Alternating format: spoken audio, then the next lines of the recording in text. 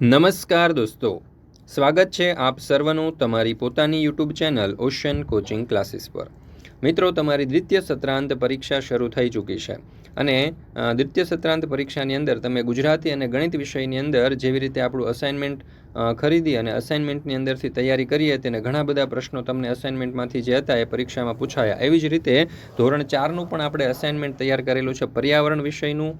તો જરૂરથી આ પર્યાવરણ વિષયનું જે અસાઇનમેન્ટ છે તેની પણ પીડીએફ મેળવી અને અભ્યાસ કરી લેજો। આજના આ વિડીયોમાં આપણે ધોરણ 4નું પર્યાવરણ વિષયનું દ્વિતીય સત્રાંત પરીક્ષા 2025નું જે 9/4/2025ને બુધવારના રોજ 40 ગુણનું પ્રશ્નપત્ર લેવાવાનું છે તેનો આ મોસ્ટ આઈએમપી પ્રશ્નપત્રનો અભ્યાસ આપણે કરવાના છે, જેનો સમય છે સવારે 8 થી 10। તો મિત્રો, આ જે વિડીયો છે તમારા તમામ દોસ્તો મિત્રો સુધી શેર કરી દેજો, જેથી કરીને તેઓ પણ આ જે મોસ્ટ આઈએમપી પ્રશ્નપત્ર છે તેનો અભ્યાસ કરી શકે પર્યાવરણ વિષયના અને પર્યાવરણમાં સારા માર્ક્સ પ્રાપ્ત કરી શકે। ચાલો દોસ્તો, તો શરૂ કરીએ। ધોરણ 4 વિષય પર્યાવરણ દ્વિતીય સત્રાંત પરીક્ષા એટલે કે વાર્ષિક પરીક્ષા 2025નું 9/4/2025ને બુધવારના રોજનું 40 ગુણનું પ્રશ્નપત્ર। અહીંયા તમે જોઈ શકો છો પ્રશ્ન ક્રમાંક 1 થી 10 આપેલા છે અને દરેક પ્રશ્નના માર્ક્સ પણ આપેલા છે। કુલ 40 ગુણનું પ્રશ્નપત્ર રહેશે। તો શરૂ કરીએ પ્રશ્ન નંબર 1। નીચેના પ્રશ્નોના જવાબ આપો ગમે તે એક, જેના કુલ 3 માર્ક્સ છે। પહેલો સવાલ, રસોઈમાં ખાટો સ્વાદ લાવવા માટે શું શું નાખવામાં આવે છે? તો અહીંયા ઉત્તર આવશે, રસોઈમાં ખાટો સ્વાદ લાવવા લીંબુ, ટામેટાં, આંબલી, આંબોળિયા, કોકમના ફૂલ, દહીં, સરકો વગેરે નાખવામાં આવે છે। બીજો સવાલ, ગરમ મસાલો બનાવવા તેમાં કયા કયા તેજાના ભેળવવામાં આવે છે? તેજાના એટલે કે મસાલા। તો ગરમ મસાલો બનાવવા માટે તેમાં મરચું, ધાણાજીરું, લવિંગ, મરી, બાદિયા, તમાલપત્ર વગેરે તેજાના ભેળવવામાં આવે છે। ત્યાર પછી છે પ્રશ્ન નંબર 2 અ, મને ઓળખી મારું નામ લખો, જેના કુલ 1 માર્ક્સ છે। એક પ્રશ્ન આપણને પૂછાશે, તો હું કાગડાના માળામાં ઈંડા મૂકું છું, તો અહીંયા જવાબ આવશે કોયલ। બ, પ્રશ્નોના જવાબ આપો। એમાં પહેલો સવાલ, સુગરીના માળાની શી વિશેષતા છે? તો સુગરી પક્ષીઓમાં નર સુગરી પક્ષી ખૂબ જ સુંદર માળાઓ બનાવે છે। તે તણખલાઓને ગૂંથીને ઝાડની ડાળીએ લટકતો માળો બનાવે છે। તેનો માળો મદારીની બીન એટલે કે મોરલી જેવા આકારનો હોય છે। માદા સુગરી બધા જ માળાઓ જુએ છે અને બધાથી સારો માળો પસંદ કરે છે અને તેમાં જ ઈંડા મૂકે છે। મિત્રો, ધોરણ 3 થી 8ની જે દ્વિતીય સત્રાંત પરીક્ષા 2025 છે ને, તો એની દરેક વિદ્યાર્થીઓ સારામાં સારી તૈયારી કરી શકે એ માટે આપણે બ્લુ પ્રિન્ટ મુજબના મોસ્ટ આઈએમપી પ્રશ્નપત્ર અને મોસ્ટ આઈએમપી અસાઇનમેન્ટ તૈયાર કરેલા છે। હવે આવતીકાલે તમારું આ જે પર્યાવરણ વિષયનું પ્રશ્નપત્ર છે એમાં જો તમે સારામાં સારા માર્ક્સ મેળવવા માંગતા હોય તો આપણું જે અસાઇનમેન્ટ છે તેને અવશ્ય ખરીદી લેજો। અહીંયા તમને નંબર આપેલો છે, નંબર ઉપર ફોન કરી અને તમે પીડીએફ તમારા વોટ્સઅપ ઉપર મંગાવી શકો છો। આ અસાઇનમેન્ટ શા માટે ખરીદવું જોઈએ? તો કે રેડી ટુ પ્રિન્ટ ફોર્મમાં તમને મળી જશે, એટલે સીધી તમે ઝેરોક્સ કરાવી શકશો અને તેને વાંચી શકશો, તેનો અભ્યાસ કરી શકશો। બીજું કે આ અસાઇનમેન્ટની અંદર આપવામાં આવેલા પ્રશ્નો જે છે ને એના ઉત્તરો પણ આપેલા છે, એટલે ઉત્તરો માટે તમારે બીજા કોઈ પણ અલગ પાઠ્યપુસ્તક ચોપડાઓ ખોલવાની જરૂર નથી। તમને દરેક વસ્તુ અહીંયાથી જ પ્રાપ્ત થઈ જશે। એટલા માટે જે અસાઇનમેન્ટ જે છે દરેક વાલીઓ, વિદ્યાર્થીઓ અને શિક્ષકોની પહેલી પસંદ છે અને તમે પણ જરૂરથી અસાઇનમેન્ટ મેળવી અને આ દ્વિતીય સત્રાંત પરીક્ષાની જે તૈયારી છે શરૂ કરી દેજો। જો હજુ પણ ન મેળવ્યું હોય તો નંબર છે અહીંયા, આ નંબર ઉપર કોલ કરી અને તમે પીડીએફ તમારા વોટ્સઅપ નંબર ઉપર મેળવી શકો છો। ચાલો, ત્યાર પછી છે પ્રશ્ન નંબર 3 અ, સાચો વિકલ્પ પસંદ કરી જવાબ આપો, જેના કુલ 1 માર્ક્સ છે। અહીંયા વિકલ્પ આપણને આપેલો છે, જો નીચેનામાંથી કયું પક્ષી ઘરમાં માળો બનાવે છે? તો 4 આપણને અહીંયા પક્ષીઓના નામ આપ્યા છે, એમાંથી સાચો જવાબ આવશે વિકલ્પ બ, ચકલી। ત્યાર પછી છે પ્રશ્ન 3 બ, પ્રશ્નોના જવાબ લખો, જેના કુલ 4 માર્ક્સ છે, એટલે કે 2 માર્ક્સના 2 પ્રશ્નોના જવાબ આપણે આપવાના છે। પહેલો સવાલ, તેજલના ગામમાં લોકો શૌચ ક્રિયા માટે ક્યાં ક્યાં જાય છે? તો તેજલના ગામમાં થોડાક લોકોના ઘરે શૌચાલય છે, પરંતુ કેટલાક લોકો ખુલ્લી જગ્યામાં કે ખેતરમાં શૌચ માટે જાય છે। પુરુષો અને સ્ત્રીઓ શૌચ માટે અલગ અલગ જગ્યાએ જાય છે। ત્યાર પછી છે બીજો સવાલ, તેજલનું ઘર અને મામાનું ઘર કઈ રીતે જુદું પડે છે? તો તેજલના ગામમાં ઘરે એક રૂમ છે, ઉપરાંત તેની સામે આંગણું, રસોઈઘર અને બાથરૂમ છે, પરંતુ મામાના ઘરમાં એક જ રૂમમાં બધા રહે છે। તે જ રૂમમાં બેસવાનું, સૂવાનું, નાહવાનું, રસોઈ બનાવવાની, જમવાનું, કપડાં વાસણ ધોવા વગેરે કામ કરવામાં આવે છે। ત્યાર પછી છે પ્રશ્ન નંબર 4 અ, ખાલી જગ્યા પૂરો, જેનો કુલ 1 માર્ક્સ છે, એટલે 1 ખાલી જગ્યા પૂછાશે। તો જોઈએ પહેલી ખાલી જગ્યા, પટોળાના વણાટકામમાં વપરાતા રેશમના તાર ખાલી જગ્યા સિલ્કમાંથી બનાવવામાં આવે છે, તો જવાબ આવશે મલબારી। ત્યાર પછી છે પ્રશ્ન નંબર 4 બ, નીચેના પ્રશ્નોના 2-3 વાક્યમાં જવાબ આપો, જેના કુલ 4 માર્ક્સ છે। તો જોઈએ પહેલો સવાલ, પટોળા બનાવવાની રીત જણાવો કે ભાઈ પટોળા કેવી રીતે બનાવવામાં આવે છે. તો જુઓ, સર્વપ્રથમ કપાસના રેસાને કાળજીપૂર્વક રંગવામાં આવે છે. રંગેલા રેસાને સૂકવવામાં આવે છે અને પછી તેને કાતરવામાં આવે છે. રેસાને ચોક્કસ ગણતરીમાં ગૂંથવામાં આવે છે, જેને વાણા કહેવાય. વાણાને 2 ધાગા વચ્ચે ગૂંથવામાં આવે છે, જેને પાટ કહેવાય. પાટને ચોક્કસ ડિઝાઇનમાં ગૂંથવામાં આવે છે. બુનેલા પટોળાને ધોવામાં આવે છે અને સૂકવવામાં આવે છે. પછી તેને કાપણી નામની પ્રક્રિયામાંથી પસાર કરવામાં આવે છે, જેમાં વધારાના ધાગા કાઢી નાખવામાં આવે છે. ત્યાર પછી બીજો સવાલ, વાવણી અને લણણી એટલે શું? તો પાકને બીજ દ્વારા જમીનમાં વાવવાની ક્રિયાને વાવણી કહેવાય, જ્યારે પાક તૈયાર થઈ ગયા પછી તેને કાપવાની ક્રિયાને લણણી કહેવાય. પ્રશ્ન નંબર 5 યોગ્ય વિકલ્પ પસંદ કરીને લખો, જેના કુલ 2 માર્ક છે. એમાં પહેલો સવાલ, કઢા પ્રસાદ બનાવવા શું વપરાય? શેરડી, ચોખા કે ઘી? તો જવાબ આવશે વિકલ્પ ક, ઘી. બીજું, ગુરુદ્વારામાં ભોજનમાં કઈ દાળ બનતી હશે? તો જવાબ આવશે વિકલ્પ અ, અડદની દાળ. ત્યાર પછી છે બ, પ્રશ્નોના જવાબ આપો, જેના કુલ 2 માર્ક્સ છે, એટલે કે 2 માર્ક્સનો એક પ્રશ્ન પૂછાશે. પહેલો સવાલ, ગુરુદ્વારામાં રસોઈની વસ્તુઓ કોણ લાવે છે? તો ગુરુદ્વારામાં રસોઈની વસ્તુઓ માટે દરેક વ્યક્તિ એક યા બીજી રીતે સહયોગ આપે છે.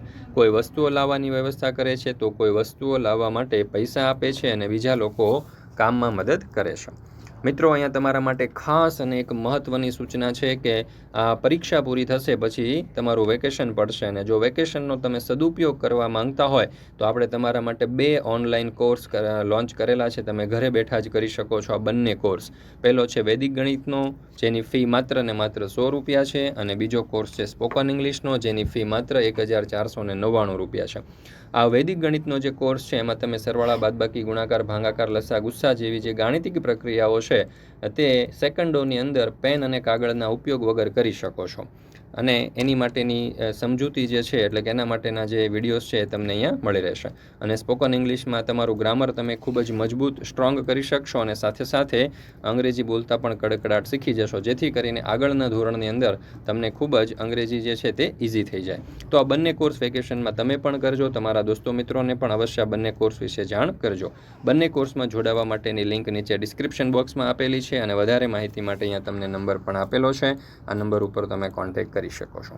ચાલો હવે આગળ વધીએ પાછું પ્રશ્નપત્રમાં. તો પ્રશ્ન 6, નીચે આપેલા વિધાનો ખરા છે કે ખોટા તે જણાવો. 2 માર્ક્સનો પ્રશ્ન છે, 2 વિધાન આપેલા છે. પહેલું, લવિંગ તેજાનાનો દેખાવ નાની ખીલી જેવો હોતો નથી. તો જવાબ આવશે ખોટું. બીજું, શાકભાજીમાં હળદર નાખવામાં આવતી નથી. તો ખોટું. ત્યાર પછી છે પ્રશ્ન નંબર 7 પ્રશ્નોના જવાબ લખો. 1 માર્ક્સનો એક પ્રશ્ન અહીંયા પૂછાવાનો છે. તો જોઈએ સવાલ, લીલા શાકભાજીને તાજા રાખવા માટે શું કરશો? તો લીલા શાકભાજીને તાજા રાખવા માટે તેના ઉપર પાણી છાંટવામાં આવે છે. ત્યાર પછી છે વર્ગીકરણ કરો કોઈ પણ એક, જેના કુલ 3 માર્ક છે. તો અહીંયા જો કેટલાક શાકભાજીના નામ આપ્યા છે. એને ઝડપથી બગડી જાય તેવા અને થોડા દિવસ સારા રહે તેવા શાકભાજીમાં આપણે વર્ગીકરણ કરવાના છે. તો ઝડપથી બગડી જાય તેવા શાકભાજીમાં આવશે ટામેટા, પાલક, કોબીજ અને કોથમીર. જ્યારે થોડા દિવસ સારા રહે એમાં આવશે બટાકા અને ડુંગળી. ત્યાર પછી છે બીજું, નીચેનામાંથી ઝાડ કે છોડ ઉપર થતા ફળ અને વેલા પર થતા ફળમાં વર્ગીકરણ. તો અહીંયા જો ફળના નામ આપ્યા છે, એમાંથી ઝાડ કે છોડ ઉપર થતા હોય ને એવા ફળ છે સફરજન, નાસપતિ, ચીકુ, દાડમ, કેરી અને બોર. જ્યારે વેલા ઉપર થતા ફળમાં આવશે દ્રાક્ષ, શક્કરટેટી અને તરબૂચ. ત્યાર પછી છે પ્રશ્ન નંબર 8, પ્રશ્નોના જવાબ લખો, જેના કુલ 3 માર્ક છે. એમાં પહેલો સવાલ, અબુધાબીમાં કયું નાણું ચલણમાં છે? તો અબુધાબીમાં દિરહામ નાણું ચલણમાં છે, જેવી રીતે ભારતમાં રૂપિયો છે. જીલ અને તેના પિતા વિમાન મથકે શા માટે ગયા?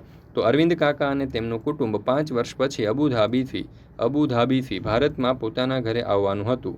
તેઓ વિમાન દ્વારા આવ્યા હોવાથી જીલ અને તેના પિતા વિમાન મથકે તેમને લેવા ગયા. પ્રશ્ન નંબર 9, નીચેના પ્રશ્નોના જવાબ લખો, ગમે તે 3, જેના કુલ 6 માર્ક છે. પહેલો સવાલ, તમારા ઘરમાં પાણી કયા કયા કામમાં વપરાય છે? તો મારા ઘરમાં પાણી પીવા માટે, સ્નાન કરવા માટે, વાસણ કપડાં ધોવા માટે, બ્રશ અને દાઢી કરવા માટે, રસોઈ બનાવવા, સાફ સફાઈ કરવા માટે વગેરે જેવા કામકાજમાં વપરાય છે. બીજું, ગંદુ પાણી આપણા શરીરને કેવી રીતે નુકસાન કરે છે? તો ગંદા પાણીમાં કચરો, માટી અને રોગના જંતુઓ હોય છે.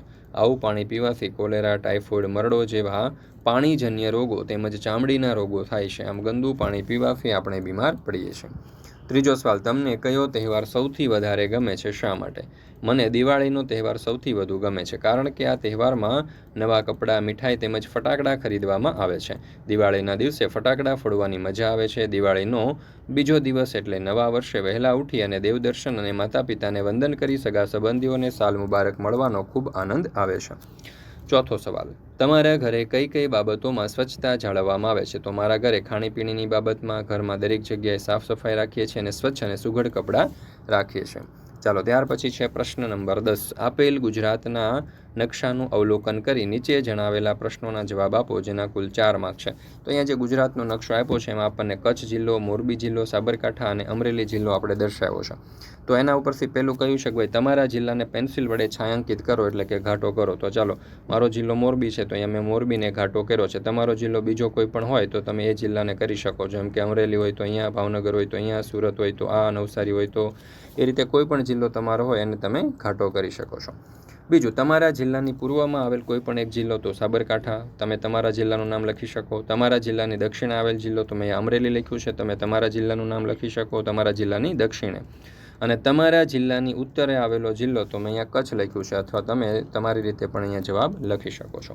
તો મિત્રો, અહીંયા આપણે આ ધોરણ 4નું પર્યાવરણ વિષયનું દ્વિતીય સત્રાંત પરીક્ષાનું બ્લુ પ્રિન્ટ પ્રમાણેનું મોસ્ટ આઈએમપી પ્રશ્નપત્ર જે છે તે અહીંયા પૂર્ણ કરીએ છીએ. ફરી મળીશું મિત્રો આપણે ધોરણ 4નું પર્યાવરણ વિષયનું જે લાઈવ પ્રશ્નપત્રનું સોલ્યુશન આપણે લઈ જવાના છે તેની સાથે.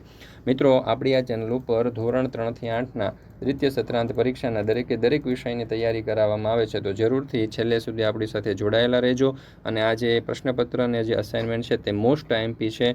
જરૂરથી તેનો અભ્યાસ કરી લેજો. અભ્યાસ કરશો એટલે તમે પરીક્ષામાં સારામાં સારા ગુણ પ્રાપ્ત કરી શકશો. વિડીયો પસંદ આવ્યો તો લાઇક કરવાનું, તમારા મિત્રો સુધી શેર કરવાનું ભૂલશો નહીં.